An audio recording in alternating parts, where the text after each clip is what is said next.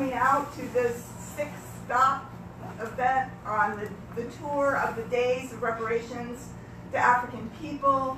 I salute all of you for participating. I salute Connor. And before I say anything else, I just want to say on this incredible video, we don't, unfortunately, we also need to show the after, and I don't know if there's a time to do that, but so many of these projects have been completed, and you must see them. And you know, if we don't have a chance to see that tonight, you will be able to see it. You can see it by going to blackpowerblueprint.org. And you can also donate there as well, but there's all kinds of videos, photographs, and it just shows the incredible movement that is building there on the north side of St. Louis, Missouri, which is deeply impoverished.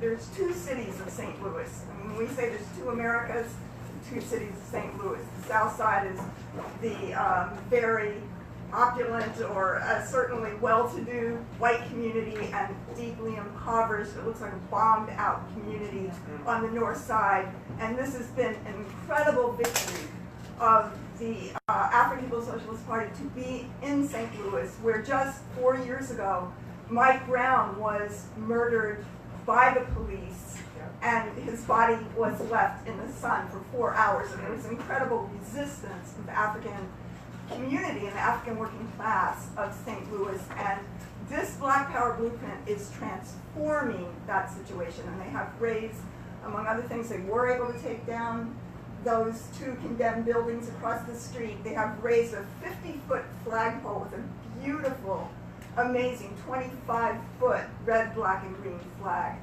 And it is an inspiration to the community. People, African people bring their children by and take pictures. It's just really, really powerful to see. So I just want to say that.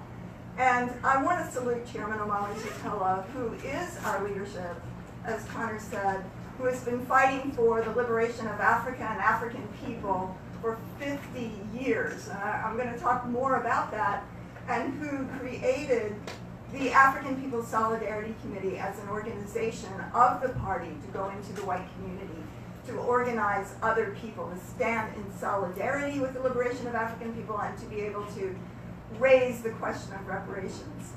And I definitely want to salute Deputy Chair Ona Yeshitela, who we saw in this video, one of the many powerful women leaders of the African People's Socialist Party. She is the deputy chair. She coordinates the projects. She has lived on the ground there in St. Louis, coordinating these projects with her steel-toed boots on for about a year now, and is just a formidable force that is making this transformation there. And I want to salute the African People's Socialist Party, who is our leadership. We just had their 7th Congress in St. Louis just a couple of weeks ago, about a month ago, bringing together African people from around the world to plan the next 5 years in the struggle for the complete liberation of Africa and African people. And, you know, I want to salute Connor and Jesse, who's the chair of the Uhuru Solidarity Movement, and all of you who helped make this event happen tonight. And, you know, it is very emotional and very powerful to be on this tour. We've been in Huntsville, Alabama. We've been in Gainesville, Florida. We've been in St. Petersburg, Florida. We have been in St. Louis, and we were in Philadelphia last night, and here we are in New York City tonight, where I actually, under the leadership of the party, worked here, organized here in the 1980s, when the African People's Socialist Party was building the first international tribunal on reparations to African people in 1982 over in Brooklyn, which was very successful, and the party had a goal to make the question of reparations a household word, and they have done that. They have done that. I believe that everybody knows now what reparations are, and that they are due to African people from the white population of this country and the world. And this is what we want to talk about tonight. We want to go deeply into these questions. It's not a feel-good kind of event in that way. It's where, you know, I just want to say, first of all, that sometimes people say to me, because our job as the African People's Solidarity Committee is to talk to other white people, to to open ourselves up because we have the ability to live in a totally parallel universe with everything else that's going on. We have the ability to live and not see it if we choose not to see it. And if we do see it, we have all the means to ignore it and put it out of our brains. And this is why, that we have to get deeply into this question. And I believe that the question of the relationship of white people and this system to African people is the key question in the world today. And I believe that I'm talking to you because you came here, because you don't want to see another African child, teenager, gunned down by the police in this country, because you don't want to see the two Americas anymore. You don't want to be part of it. You don't want to participate in it.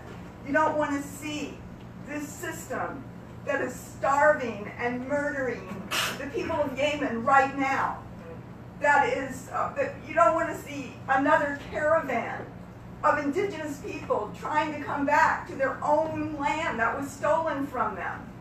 Where, Trump has sent 5,200 troops to that border and putting up razor wire on land stolen from the indigenous people. Yeah. And that we come to a place where we don't want another demonstration. We don't want another single issue. This system has to go. There has to be revolution. And to come to revolution, we have to look deeply into how the world got to be the way it is right now. And that is not something that we're going to understand from a white leftist or a liberal or a Democrat.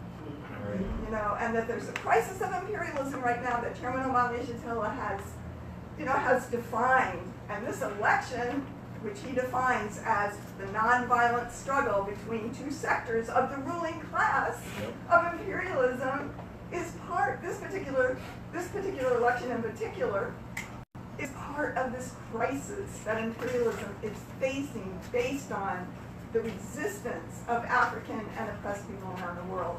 And I think that we're ready for this. I think that we're ready for this, and we've got to look deeply into this. And I want to salute the comrades in Perth, Australia, who are going to be participating in this event. I think it's about 4 o'clock in the morning right now there. But they're going to be showing this video as well. Because everywhere white people are, we are there as the settler colonizers. We are there as the oppressor nation. So Australia is America, stolen land, an oppressed people, the same genocide being waged against the people there, whether it's in South Africa, Kenya, Israel, any place in the world that white people have gone, it has gone as the colonizer, as the enemy. And I think that we are sick of that. We want to be part of it. We want to find our humanity again. And we want to be part of the human struggle that's going on in this world to survive. But we can't do that lightly. We can't say, oh, can't we all get along now? No, the world doesn't work like that. We have to recognize how we got to be in the position that we are, and what is the price that has to be paid for that. And I feel that that price is a good price.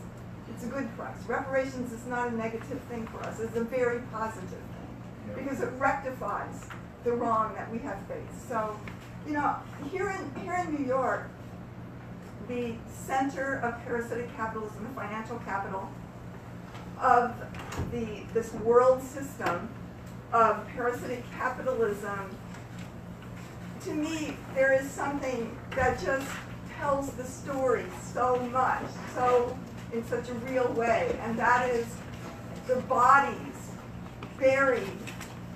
of African people buried under the buildings of Wall Street. Because the system is built on the backs of African people, and that tells the story right now. And that here in New York, This is a city where at one time 40% of all white people who lived here, who were citizens of New York, held and owned Africans. That this was a slave city. That Wall Street was built on the sale of African people, and that African people built the wall of Wall Street.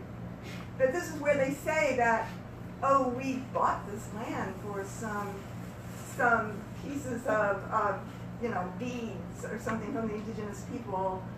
Indigenous people have no concept of private ownership of land that was part of the genocide against them.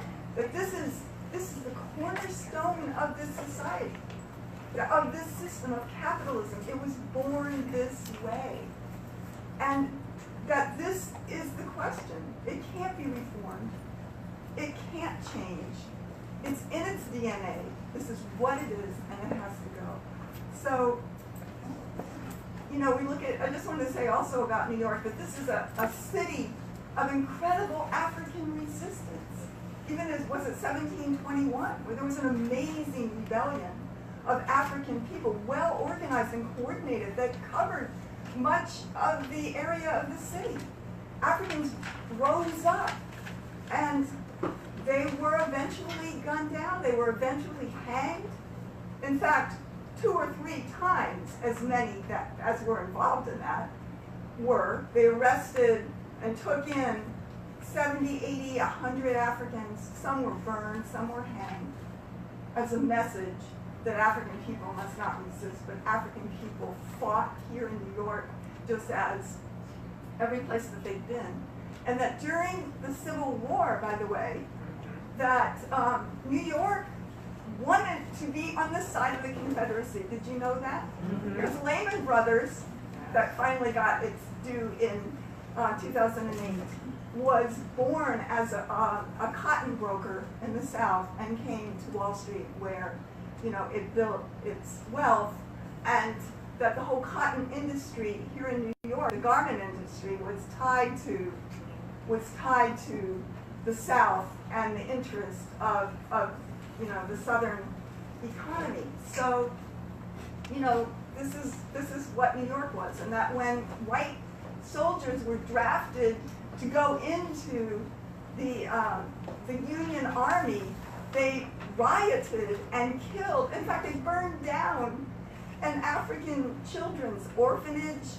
They burned it to the ground. They attacked and killed many African people at that time. They're saying, we're not fighting for the end of enslavement. We're not fighting for that. So this is what New York is. And I'm saying that because we spoke in Huntsville, Alabama, where that state were 300 terror lynchings towards African people that murdered African people. But yet here in New York, this is the same thing, because it is the entire of white society that sits on this pedestal of the oppression of African people. I want to salute Chairman Omali Shatella, because Chairman has been fighting for 50 years and more, from the time when he was a young organizer for the Student Nonviolent Coordinating Committee in St. Petersburg, Florida. And he was arrested for tearing down a mural that hung in the City Hall of St. Petersburg that depicted African people in the most hideous way, entertaining white people at the beach. This had been there for 30 years. The chairman tore it down as part of a demonstration and was sentenced to 5 years in prison. In fact, I think was tried twice for that, and was sentenced 5 years in prison and served about 2 or 2.5 years on that charge, and lost his rights. He's a convicted felon. That experiences today, that meant so many African people today. So the chairman always says that he was fortunate to have been born in a time when revolution was the main trend in the whole world. And in the 1960s, that came to a head with the revolution inside this country, led by the African working class. And that we saw the incredible, heroic struggle of the people of Vietnam, who defeated and kicked the ass of the U.S. military, the strongest military on the planet Earth. We saw struggles all around the world, China and India, you know, all of this period in which the colonized peoples were winning their freedom. And this was a heady time. And for those of us who remember it, it was a time of hope. It was a time when you believed that the world was changing and that there was a future. There was, everything was possible for humanity, and it was a powerful time to be alive. But the US government waged a war against that African revolution. It's called a counterinsurgency. A counterinsurgency, a war against an oppressed people rising up for their freedom and liberation. They use this cold military term of counterinsurgency. They call the rising up an insurgency, and this is the counterinsurgency. And the counterinsurgency is a war without terms. They do anything. They don't have a Geneva Convention.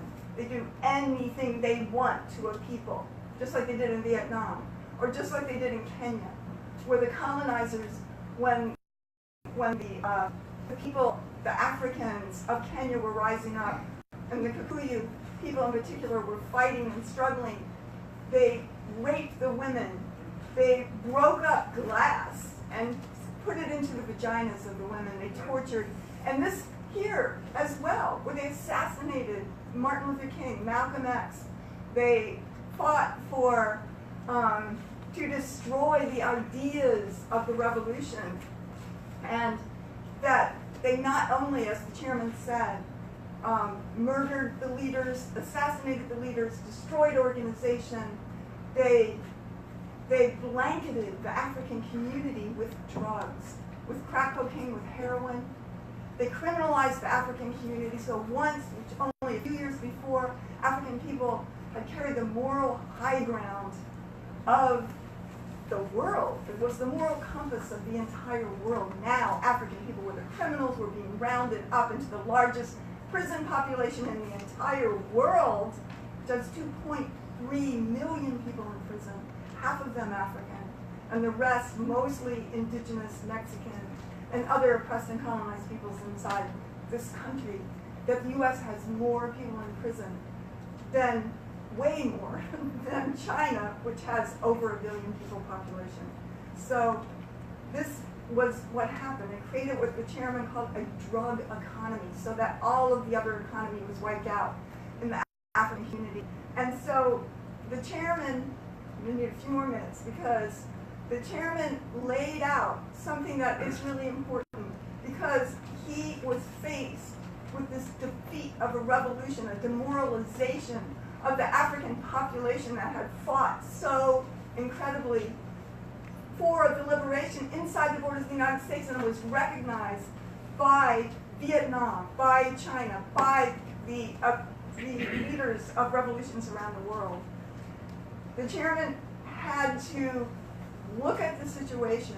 He survived it, and his goal is and always has been the complete, total liberation of Africa and African people around the world as one people, that everywhere that African people are, they are Africans. They are Africans, not African Americans. They are not citizens. They are colonized inside the borders of the United States or Brazil or Jamaica or anything else. And this is a critical question. The chairman had to sum this up because he was determined to find the science, to find the understandings of what happened to that African revolution, and Marcus Garvey before him. It was also defeated by a U.S. government's counterinsurgency, even though it had a membership of 11 million African people around the world, based here in New York City in the early 1920s. The same thing happened, and the chairman was determined to find out how to fight and how to win.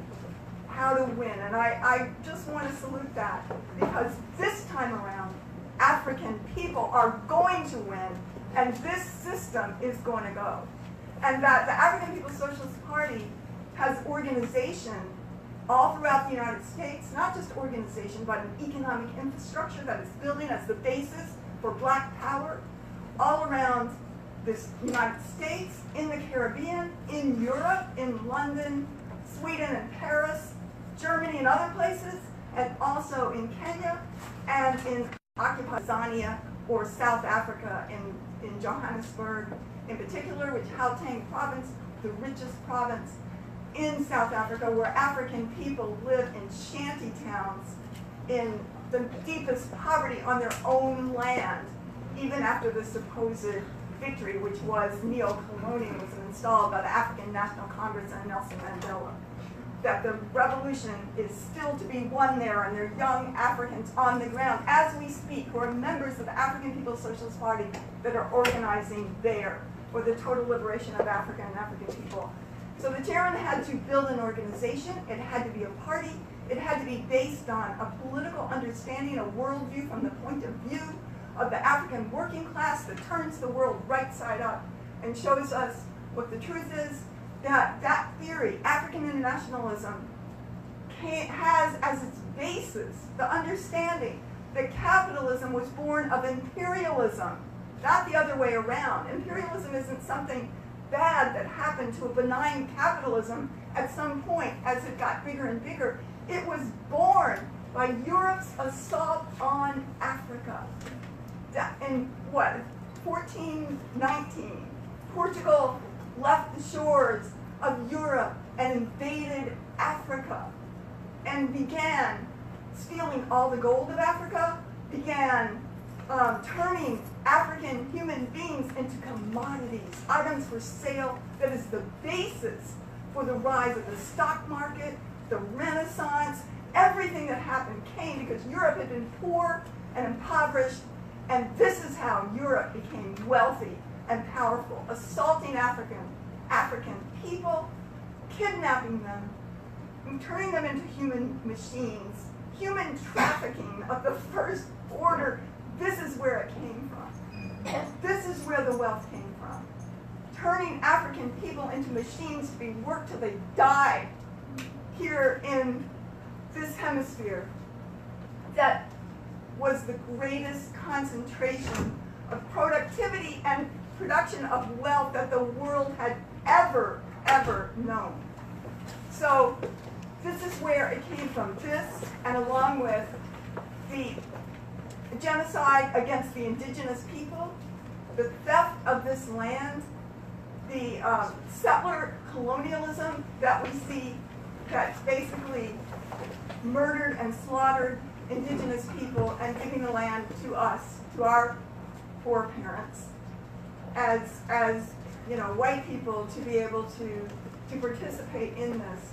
And then if we also look at the history of India or Philippines or any other place around the world, the Arab world, Vietnam, Southeast Asia, you will also find the horror stories of the onslaught of colonialism and what white people have done.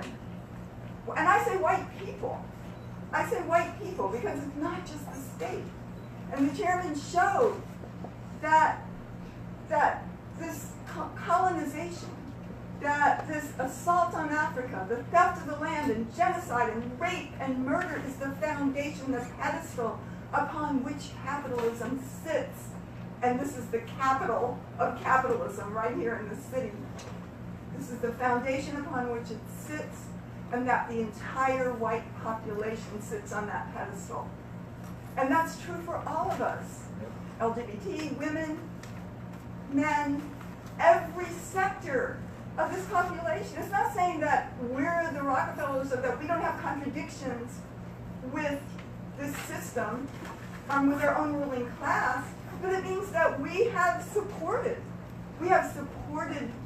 this government. We have identified with it. That's what patriotism is for white people. That's what it means. That we have carried it out. That we have been the state. That we voluntarily murdered, tortured, lynched, burned, tormented, every possible thing degraded African people. There were 10,000 lynchings in this country. And they were carried out by white people who never, not one person, was ever brought to trial for that. It was legal. It was legal, just like slavery was legal. Right. Yeah. This is the system that we are born into. And as the chairman has said, you know, we're the children of the slave masters facing the children of the enslaved. And we have to address this question because nothing is going to be solved until we get there.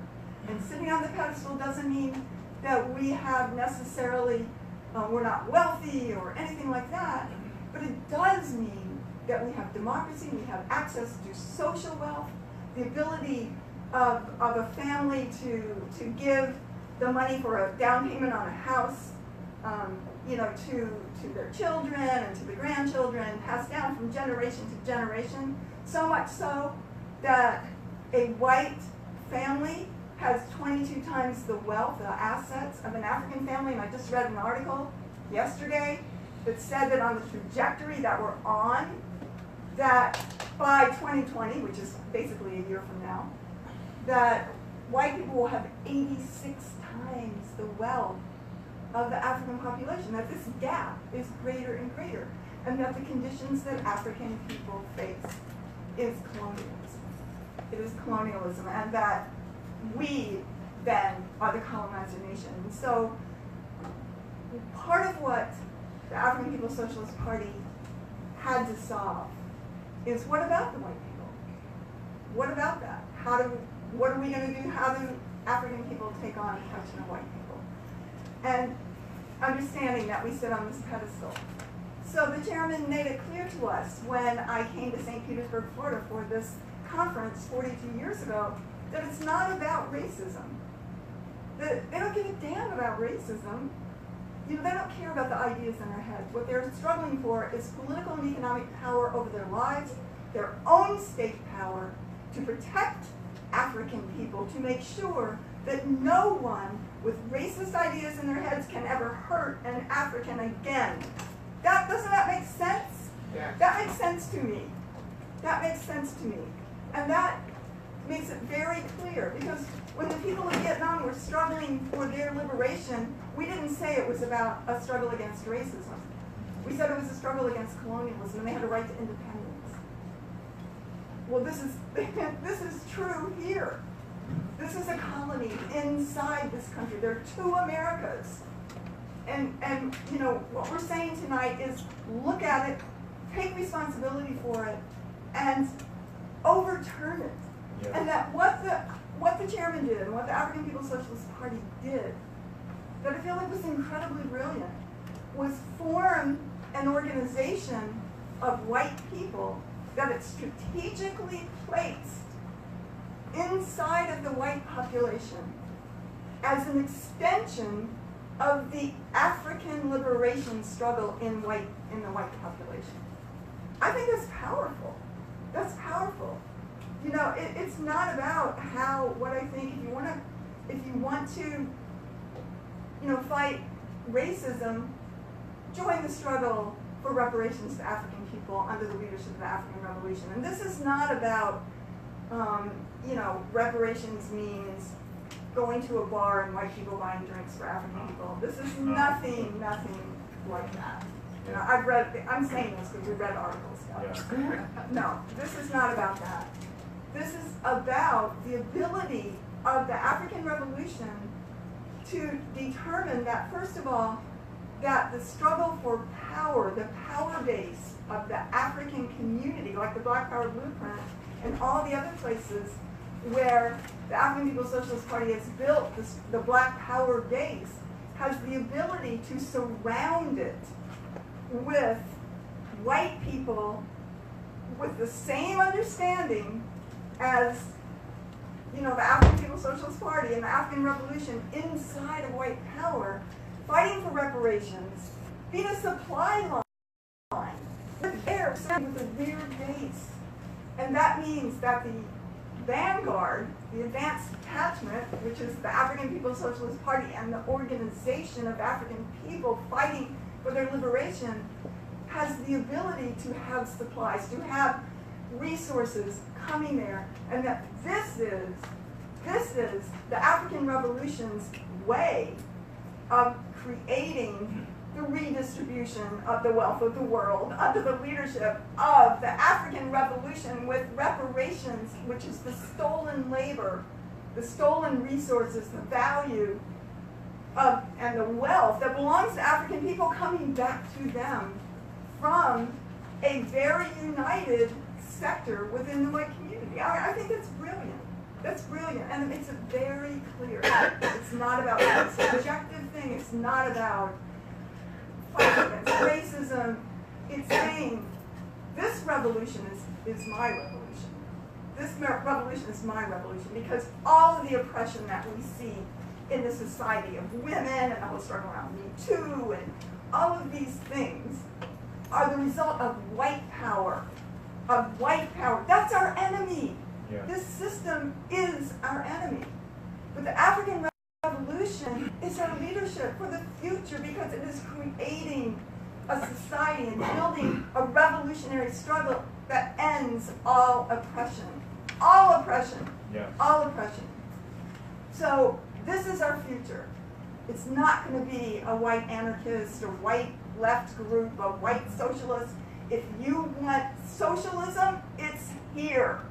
If you want revolution, it is here under the leadership of the African working class. And this is exciting. Revolution is positive. This is what we have to have. Even the planet itself can't exist. Continue to exist. The same system that wiped out hundreds of millions of human beings and enslaved them has wiped out the entire planet. So we don't even know if it can sustain human life anymore. But I'll tell you something, white people are not going to solve that. White science is not going to solve that because white science is about profit and the interest of the oil companies and everything else. The African Revolution is going to solve that. And that one thing that is very clear is called African internationalism, and that is the political theory of the African People's Socialist Party because it is about not just winning the liberation of African people, but African people are going to bring everybody with them. They fight for the liberation of the indigenous people and say this is their land. They have a relationship with Unión de Barrio, a Mexican organization for 30 years, working tightly together, recognizing that this land is still stolen land. It still belongs to the indigenous people, and it's going back to them. And all these people coming, trying to get in this border, across that razor wire, and eventually they're going to do it, are coming to reclaim what is theirs. And this is what represents the future. And that African people are going to be free, and they also offer us an opportunity to join in this revolution. And I'm calling on you to be part of this, to take up the stand of reparations to African people. It is not charity. It is the ability to turn back, to paralyze, ultimately paralyze the parasitic capitalist system that can't exist for a day without sucking the blood of African people and oppressed people around the world, that we can turn that back over. We can turn that back over. It is in our interest to do that and be part of a future in which all human beings can live, no one at the expense of anybody else. So I want to thank you for coming out, and I want to say unity through reparations.